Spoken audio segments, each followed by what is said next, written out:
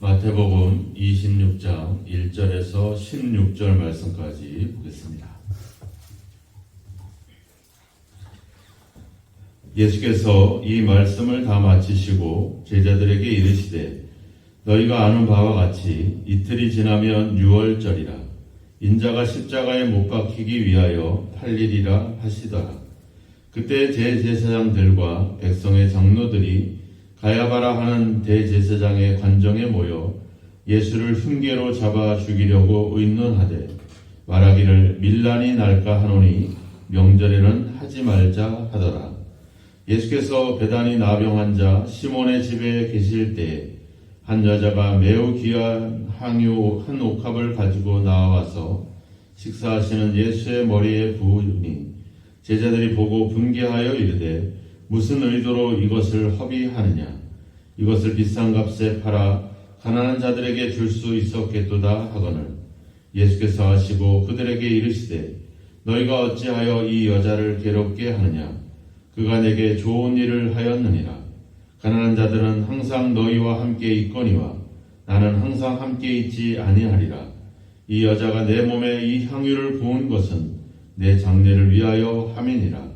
내가 진실로 너희에게 이르노니 온 천하에 어디서든지 이 복음이 전파되는 곳에서는 이 여자가 행한 일도 말하여 그를 기억하리라 하시니라.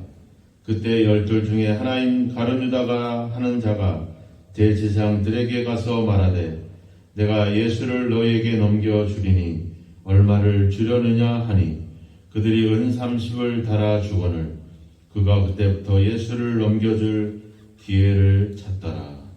아멘. 고난주간 수요일은 보통 침묵의 날, 또 어떤 학자들은 은퇴의 날 이런 말을 씁니다.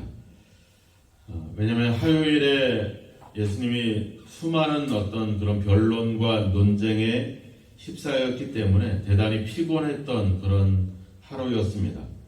그래서 변론 이후에 주님은 베다니에서 하루를 쉬셨다. 그래서 그때는 특별한 행적이 나타나지 않고 있음을 또 여러 복음서에서는 그런 기록들을 남기지 않기 때문에 그래서 침묵의 날이다. 이런 표현들을 쓰기도 합니다.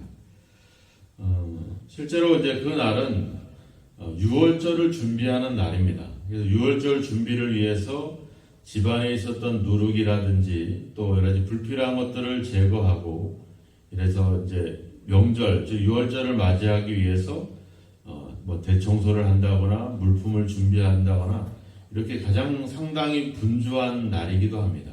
그래서 사람들은 성전에 모이거나 외출을 자제하고 집안의 어떤 여러 가지 유월절 준비에 상당히 분주했던 그런 날이기도 합니다.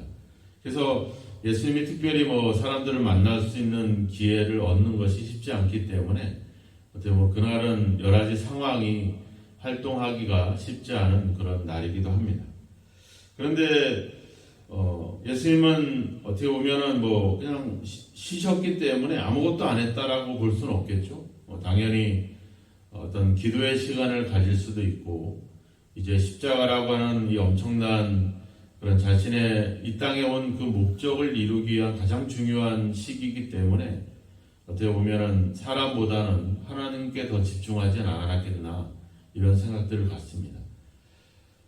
반면에 예수님에 대해서 대적하는 자들의 어떤 그들은 되게 분주한 하루를 보내게 되죠.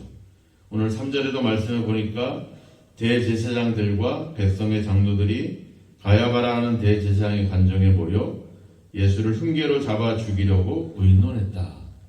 그러니까 예수를 잡기 위해서 앞서 변론의 날 어제 예수를 잡을 수도 있지만 그들은 예수님의 그 변론에 아무런 어떤 대답을 하기도 어려웠고 또 그들은 명절을 앞두고 잘못 예수를 잡았다가는 또 큰코 다칠 우려가 있기 때문에 그래서 이때만 해도 백성들은 되게 예수님에 대해서 되게 뭔가 기대와 그런 어떤 엄청난 뭔가를 기대하고 있었던 시기인 만큼 이 사람들은 예수를 잡는 것을 피하게 됩니다. 5절에 보면 밀란이 날까 하노니 명제되는 하지 말자.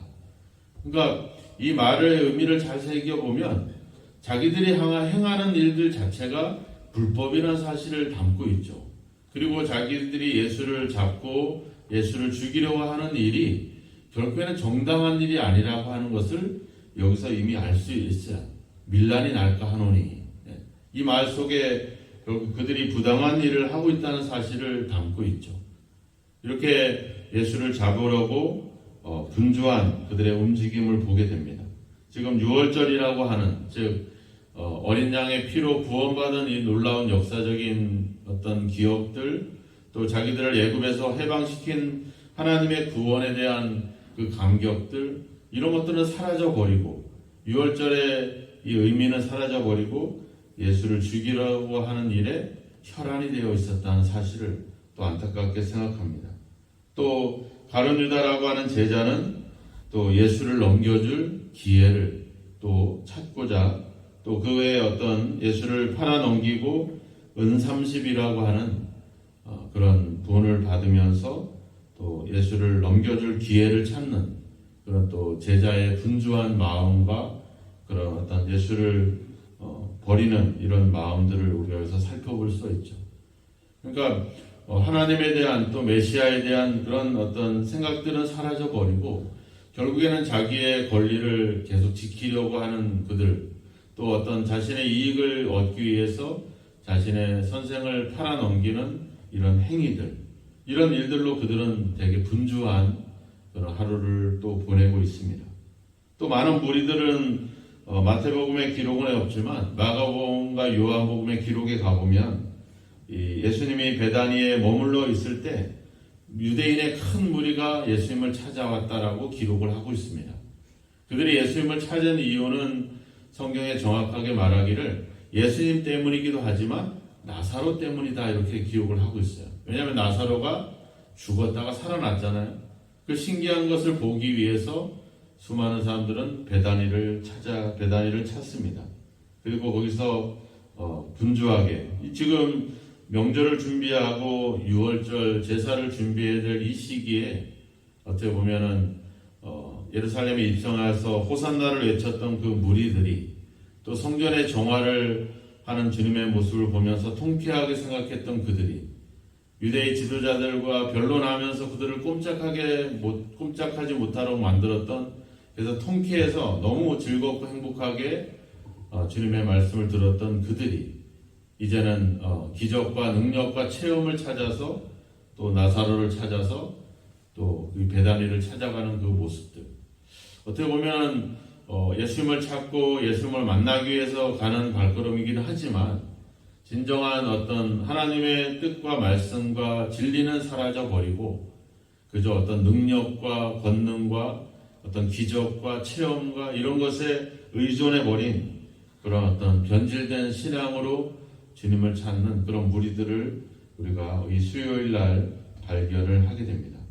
반면에 어떤 여인의 행동을 하나 더 기록을 하고 있습니다. 바로 어떤 여자가 귀한 향유 옥합을 가지고 와서 예수의 머리에 부었다. 이 중요한 어떤 상황, 이게 정확하게 수요일인지는 모르겠습니다. 학자들마다 저마다 어떤 주장들이 다르기 때문에. 그래서 중요한 것은 이것 수요일 날 있었느냐 며칠 날 있었느냐가 중요한 것이 아니라 이렇게 예수를 죽이려고 혈안이 되어 있는 이런 상황들, 또 메시아에 대한 어떤 그릇된 생각으로 또 진리와 말씀보다는 능력과 체험에 의존되어 있는 그런 약간 변질된 신앙인들, 그런 틈바구니 속에서 예수님께 향유 옥합을 드렸다. 그리고 이것이 왜 중요하냐면 13절에 가보면 온 천하에 어디서든지 이 복음이 전파되는 곳에 이 여자가 행한 일도 말해서 그를 기억하라. 그러니까 지금 이 여인이 행한 일이, 이 여인이 행하는 일들 속에 뭐가 있다는 거예요? 복음이라고 하는 것이 담겨져 있다는 겁니다. 복음이 전파되는 곳에 이 여자가 행한 일도 말해라. 이 말은 이 여자가 행한 일 속에는 복음의 진리가 있다는 거죠. 우리가 알다시피 그냥 향유옥합을 가지고 와서 예수님께 부었어요. 이 행동이 이게 어떻게 복음적인 행동일까? 이것이 어떻게 복음이 전파되는 곳에 함께 전파되어야 될 일인가? 또 이 수많이 예수를 잡아 죽이려고 하는 이 모의와 이 계획을, 이 음모를 꾸미는 와중에 이 여인의 행한 행동이 어떤 의미를 가지고 있는가? 이런 것들을 우리가 한번 고민해 볼 필요가 있습니다. 이 여인의 행동에는 어떤 복음적인 어떤 그런 표현들을 찾아볼 수는 없죠.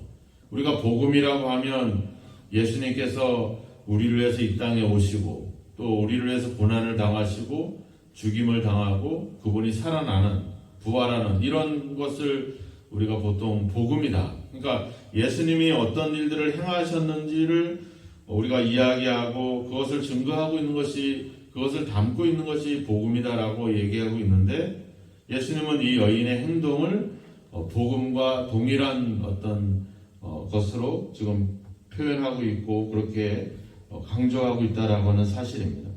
또 여기에 보면 무슨 구원이라든지 또 뭐 영생이라든지 또 뭐 하나님의 나라라든지 뭔가 치유와 기적과 능력이라든지 이런 사역들이 담겨져 있지 않습니다. 그럼에도 불구하고 이 여인이 행한 일은 복음이 전파되는 곳에 함께 전파되는, 즉 복음과 함께 전파되어야 되는.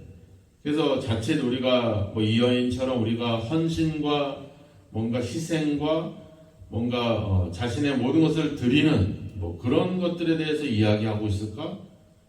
그런데 우리가 주님의 말씀을 잘 살펴보면 11절에 보면 이렇게 얘기하죠. 가난한 자들은 항상 너희와 함께 있거니와 나는 항상 함께 있지 아니하리라. 함께 한다라고 하는 표현을 쓰고 있어요. 주님께서는. 그러니까 이 여인이 향유를 부은 것은 뭐 하는 거예요? 주님과 함께 하는 것이다. 이것을 여기서 담고 있죠. 그러니까 말하자면 주님이 12절에도 그러잖아요. 내 장례를 위하여 하는 것이다. 그러니까 주님의 장례에 이 여인의 향유 옥합을 드리는 여인의 행동이 함께하고 있다는 것이죠. 이것이 복음이다라고 하는 겁니다. 즉 복음이라고 하는 것은 바로 예수 그리스도의 고난과 함께하는 것이다. 왜? 그 고난을 기억하고, 솔직히 여인이 진짜 예수님이 죽을 걸 알고 향유옥합을 부었을까? 또 이 수요일 행적의 중요한 행적 하나가 기록이 되는데 그것은 바로 그 과부의 두렛돈 이야기가 기록이 됩니다. 이날이 이제 화요일인지 수요일인지 정확하진 않지만 이 베다니에서 향유옥합을 드렸던 이 사건에 어떻게 보면 연결되어 있는 사건이기도 하죠. 과부의 두렛돈을 드렸을 때 주님이 뭐라 그랬어요? 이 여인은 자신의 생활비 전부를 드렸다, 이런 표현을 써요. 그리고 이 여인, 지금 향유옥합을 드린 여인도 그 가치를 우리가 알고 있잖아요. 300데나리온이라고 하는 아주 큰 돈이거든요.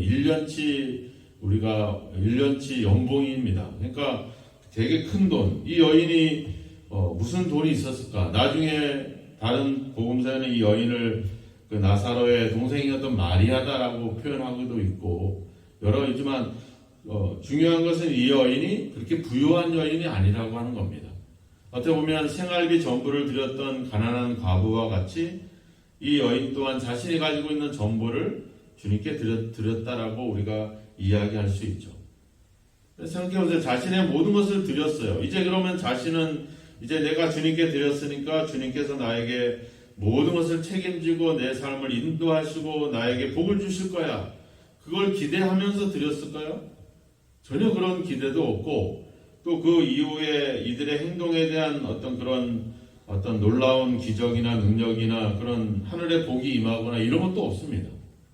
단순히 여인들이 자신의 모든 것을 드림으로 인해서 주님의 그 고난에 함께하고 있다라고 하는 의미를 담고 있죠.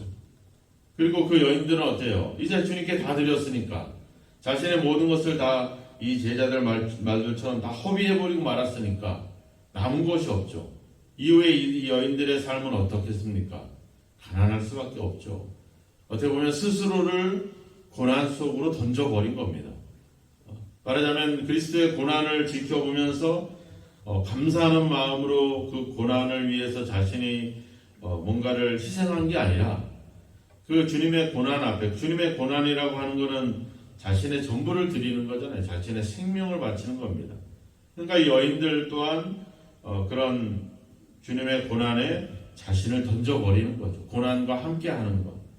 바로 그것이 복음이다. 왜? 오늘 본문 2절에 이야기했잖아요. 너희가 아는 바와 같이 이틀이 지나면 유월절이라 인자가 십자가에 못 박히기 위하여 팔릴 것이다.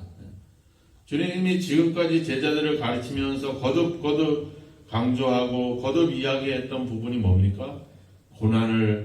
내가 고난을 받고 죽임을 당하고 다시 살아나야 될 것이다. 이게 복음이거든요. 그 얘기를 하는 이유는 뭐겠습니까? 우리가 가야 될 우리의 믿음의 길이 바로 그 길이라고 하는 겁니다. 고난과 죽음과.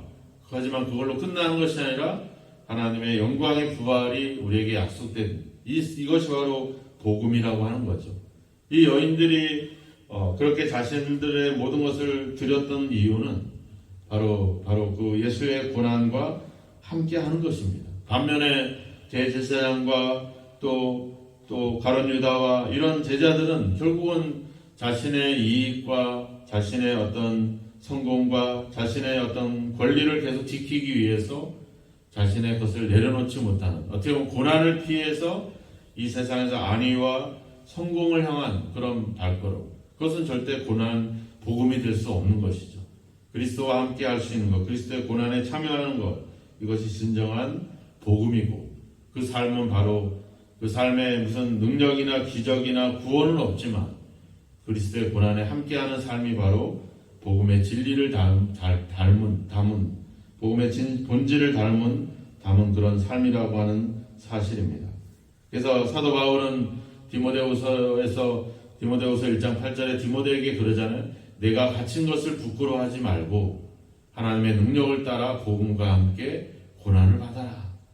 그런 말들을 수시로 이야기합니다. 우리가 빌립보서에서도 봤지만 내가 갇힌 것이 복음의 진전이 돼서 더욱더 예수 그리스도가 증거되고 있다. 오히려 그 고난을 더 기쁘게 여기고 있죠. 사도행전 5장에 가보면 베드로가 공회에 잡히고 체포당하고 채찍질 당하고 있을 때 그들은 그렇게 이야기합니다. 그 이름을 위하여 능력받는 일에 합당한 자로 여김을 기뻐했다. 자기들이 당연히 고난받고 환난받는 것, 예수 그리스도와 함께 고난받는 것을 당연하게 여겼고 그것을 오히려 기쁘게 여겼다. 그래서 베드로가 이 경험을 하고 나서 베드로전서 4장 16절에 가보면 베드로가 그런 고백들을 하죠. 그리스도인으로 고난을 받으면 바로 고난을 받는 것을 부끄러워하지 말고 그 이름으로 하나님께 영광을 돌려라. 이렇게 단호하게 외치게 되는 것입니다. 디모데후서 2장 12절에도 가보면 우리가 고난을 받으면 또한 그와 함께 왕노릇할 것이다. 이렇게 약속하고 있습니다. 복음의 본질은 바로 고난입니다. 그리고 죽음입니다. 바로 그것을 주님이 살아내셨고 또 이 향유 옥합을 드렸던 여인, 두렛돈을 드렸던 여인이 자신의 전부를 드림으로 인해서 그 고난과 함께 했다는 것, 그 고난에 참여하는 것을 너무나 기뻐했다라고 하는 사실, 우리가 우리의 삶이 바로 그러한 삶을 돌아봐야 될 것입니다. 오늘 주님께서 침묵하고 계신 것처럼 우리도 조용히 오늘 하루를 묵상하면서 우리가 세상은 이렇게 자신의 이익과 자신의 권리를 위해서 이렇게 분주하지만 우리는 주님의 고난을 바라보면서 우리가 그 여인들처럼 주님의 고난에 함께하는 삶을 살고 있는가? 그 고난을 피하고 어떤 나의 이익을 위해서 분주한 삶을 오늘 하루는 좀 더 내려놓고 주님의 고난에 내가 얼마만큼 함께하고 있는지, 그 고난 받는 일을 진정으로 내가 기쁨으로 그것에 참여하고 그것을 당연하게 여기고 있는지 우리 자신들을 한번 돌아볼 필요가 있습니다. 출애굽기 14장에 가보면 애굽에서 백성들이 탈출하고 나서 애굽의 군대가 쫓아오죠. 수많은 백성들이 외칩니다. 우리를 매장할 곳이 없어서 이 광야로 우리를 몰아서 죽이려고 하느냐 하면서 모세를 향해서, 하나님을 향해서 원망의 소리를 지릅니다. 그럴 때 모세가 하는 말이 있죠. 가만히 있어서 너희를 위하여 행하실 하나님의 구원을 봐라 합니다. 그리고 가만히 조용하라고 백성들을 진정을 시키게 되죠. 우리가 분주하고 어려운 시기에 또 혼란으로 사로잡혀 있는 이 시기에 우리가 저마다 자기의 권리와 자신의 이익을 위해서 떠들어댈 것이 아니라 우리는 조용히 하나님의 구원을 바라보시며 그분이 왜 십자가라고 하는 이 고난을 통해서 우리의 구원을 이루어내셨는지를 우리가 조용하게 묵상하고 생각해보는 그런 시간을 가지는 것이 중요합니다. 그리고 이 여인들처럼 우리가 주님의 고난에 함께할 수 있는 그런 진정한 헌신이, 그런 어떤 결단이 우리에게 필요한 시기입니다. 오늘도 이 고난주간 주님의 고난에 함께하면서 우리의 신앙과 우리의 믿음을 바르게 회복해 갈 수 있는 귀한 기회가 되기를 주님의 이름으로 축원합니다. 기도하겠습니다. 하나님 아버지, 우리가 고난과 환난을 또 시련을 피하고 우리의 아버지 주님 안위와 우리의 성공과 우리의 권리와 우리의 이익을 쫓아왔던 우리의 분주한 삶들을 이제 잠시 아버지 주여 내려놓고 아버지 주님의 고난에 대한 더 깊이 있는 묵상을 하기를 원합니다. 우리에게 고난주간이라고 하는 귀한 시기를 주셨사오니 이 기간에 우리가 주님의 고난을 묵상하면서 우리가 아버지 주님의 아버지 뒤를 우리의 주어진 십자가를 지고 주님을 따를 그런 결단과 그런 믿음으로 주님을 따르고 있는지 우리 자신들을 살필 수 있는 기회들을 갖게 하여 주옵소서. 오늘도 많은 일들이 우리를 분주하게 만들고 우리를 불안하게 만들고 우리로 하여금 다른 것에 관심을 가지도록 만들고 있는 이 시기에 우리에게 아버지 주여 주님의 고난을 묵상할 수 있는 귀한 절기와 시간을 주신 것을 감사합니다. 우리의 삶이 주님의 고난과 얼마나 함께 하고 있는지를 돌아보게 하시고 그 고난을 통해서 우리의 구원을 이루시는 그 하나님의 뜻이 무엇인지를 그 복음의 의미를 깊이 새기게 하셔서 이제 우리의 삶이 그 복음과 함께 할 수 있는 삶이 되게 하시고 우리의 삶 속에 복음의 본질을 담을 수 있는 그런 아버지의 삶이 되도록 우리를 이끌어 주시옵소서.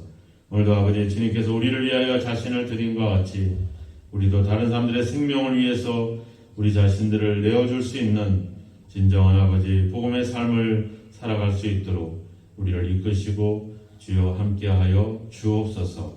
예수님의 이름으로 기도하옵나이다. 아멘.